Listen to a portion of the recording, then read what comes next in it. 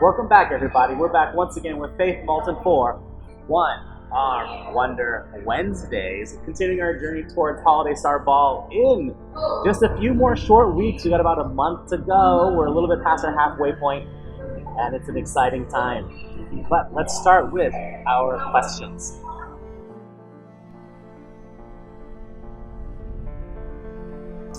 So, Faith, I didn't think of this question. It's something that one of my fellow coworkers thought of, and it's a pretty good one. So, shout out to Ricardo. You might see him in the video later. But he wanted to ask, what motivates you to keep you going on this journey? It's been a pretty long process. We've been going on for several weeks now. We got several more weeks to go. There's going to be another goal later on after the Holiday Star Ball. And you've been consistently coming in every week, taking your lessons, doing these vlogs, doing this journey. And I'm sure there have been days or times where you may have woken up or getting ready to come here and thought, don't quite feel up to it today.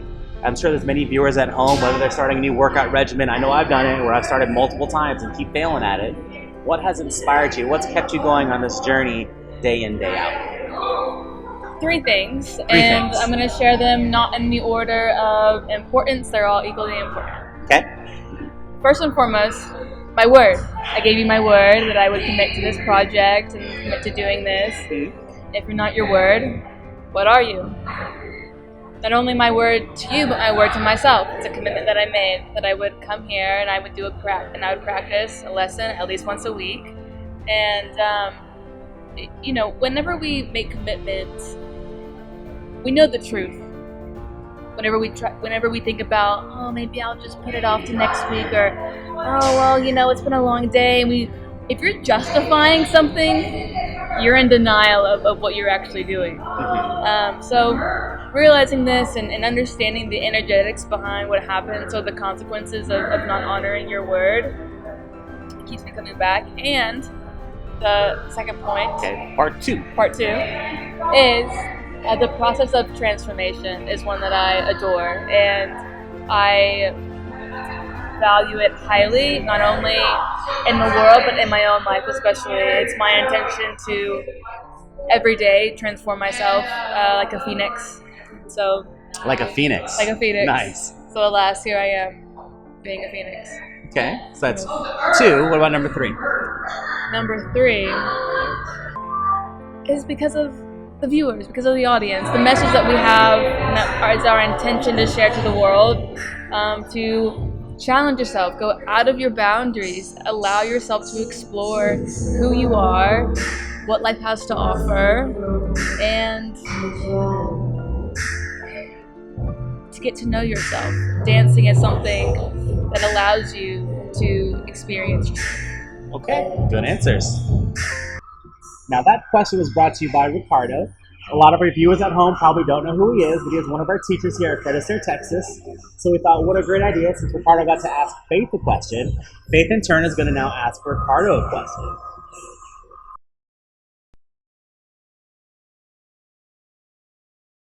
Ricardo! Hey, Hi, welcome to the show. this is fantastic. This is really nice. I like the setup. It's great. Thank you. So, who is Ricardo? So, I am Ricardo. No, I'm just kidding. I am from Fred Astaire, Texas. I am 21 years old. I've been dancing ballroom for about 10 years now.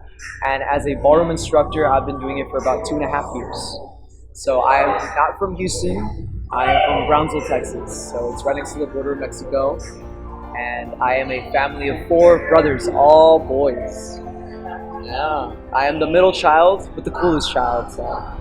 When you started dancing, what was the reaction from your family and your brother specifically? Super supportive. So I've always loved dancing, even as a kid. I just was never really wanted to admit it right away.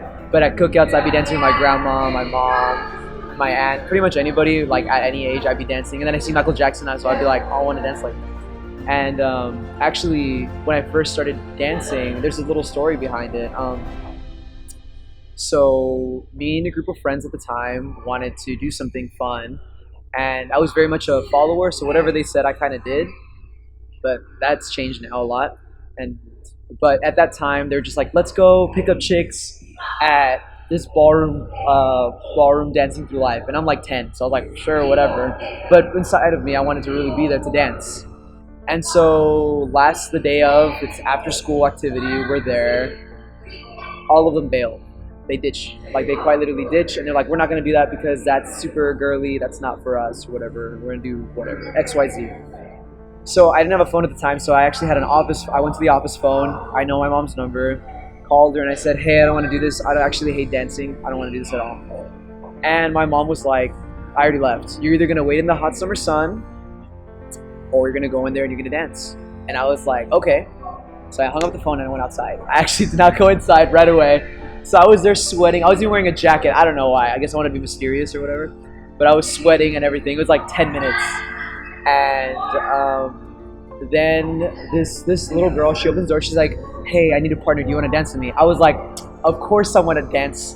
So I went in, and the best part of the story was my mom was actually hiding her car. She actually got out of the car and she recorded my first dance like practice ever. So yeah.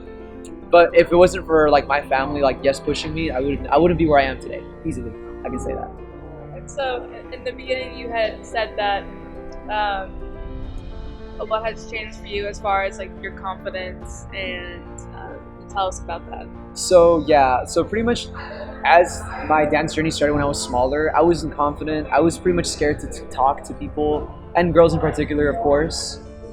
And dancing helped shape me in that sense. Like, it made me feel comfortable with myself, dancing like with other people, dancing in front of people, because I was very shy. I didn't like to talk to people. The funny thing, and now I'm a huge social butterfly, but back then I was very like egged. And then slowly ballroom, I cracked out of the egg, and yeah. It's so, for me, it was a smile on my face to hear that, because today in person, as I see you, you're fully embodied. I can tell that you really own who you are, and you own your avatar. You fully animate yourself without hesitation. And so I'm just really fascinated and curious if you tell us more about how you were able to have such a transformation.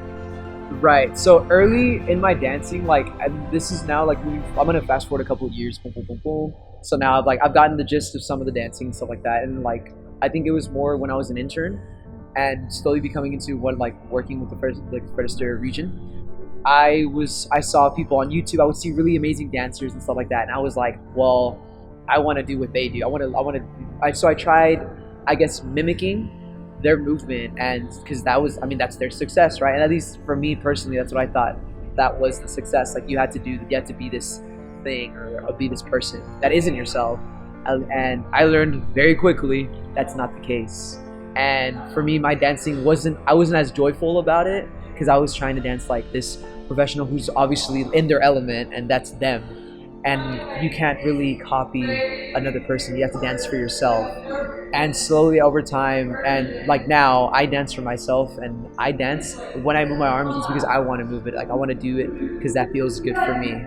And it was definitely a journey that over time it is, but it's made, as time goes on, it's easier every time. It's easier every time. The more I do it, the more I'm myself, the happier I am, the more confident I feel, even more dancing with other people. And the more I feel like people go to me, they're just like, oh my God, when you're dancing, you look so happy. And that's because I genuinely am happy. But back then, when I was trying to copy people, I would always be like, I would be hard on myself. I feel like I wasn't getting the results for myself, about myself. But now it's now I'm just fully me.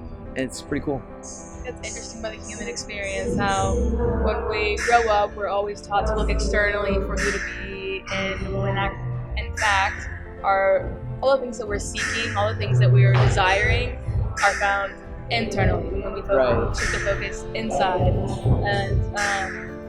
And one of the things that comes to mind, seeing you dance and hearing your story especially, is you've been able to harness your life force energy, which is one of the things I think dancing is so powerful and provides such an opportunity for, is that you are animating your avatar. Yeah. And you do that consciously, whereas in everyday life, going to work, going to school, driving a car, a lot of times we're doing it mindlessly. We're not intentionally animating our avatar, therefore we're not consciously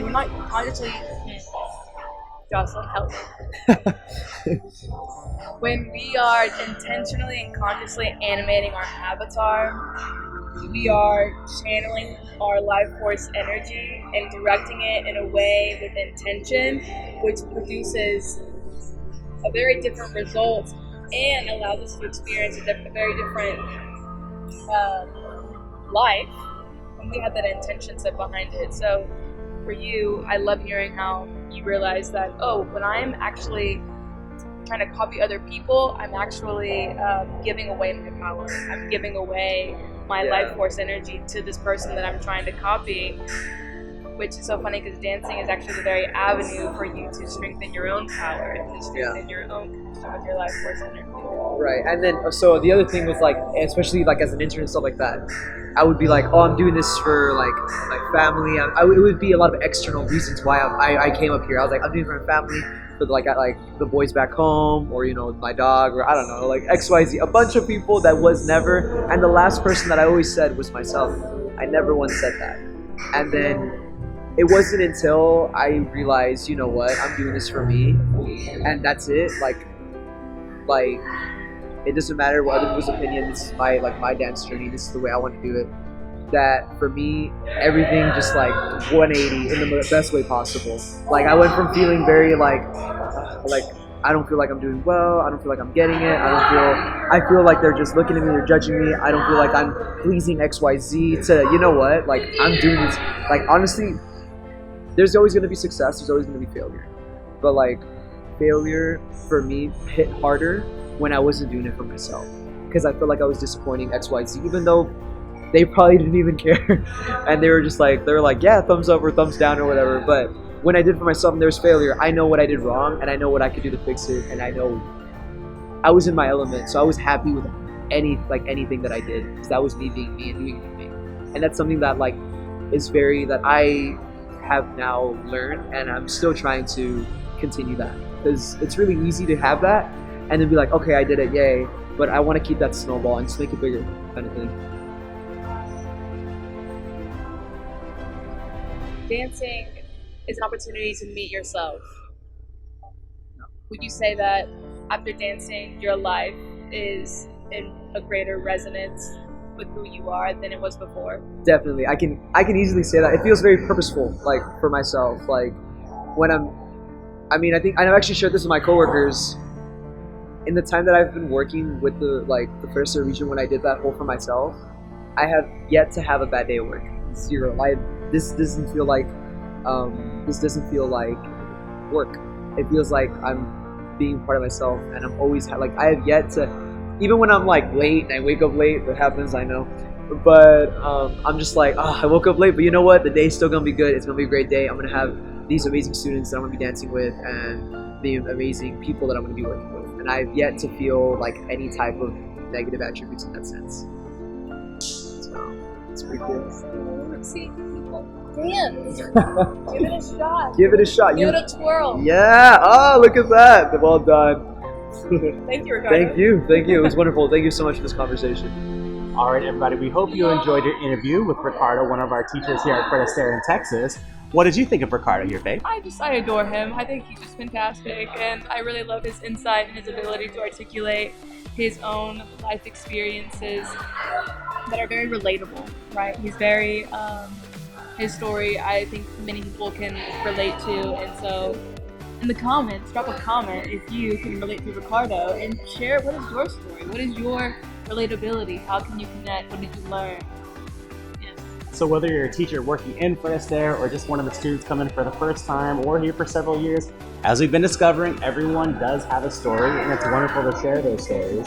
So if you'd like to start your story, of course you can contact your local Fred Astaire at fredastaire.com or any of our social media here and here.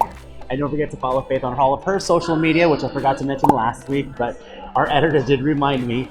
So you can follow her on her YouTube page and her Instagram, which is One Arm Fred. And there you go. It'll be popping up on screen, so you'll know exactly where to go.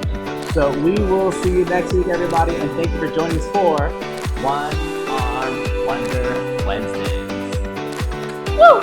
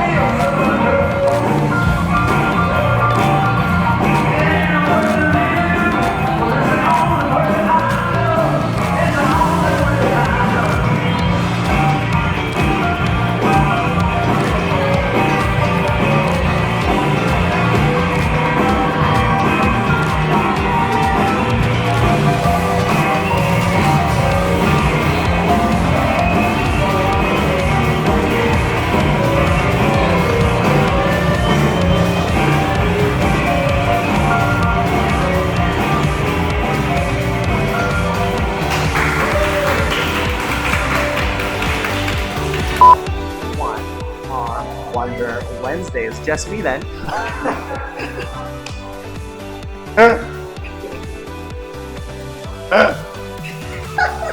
Sorry.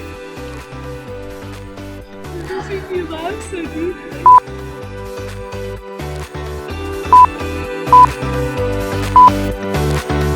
All right, everybody, we're back once again for another episode of One Arm Wonder Wednesdays. Continuing our journey with Faith Moulton as we... What happened? I don't know.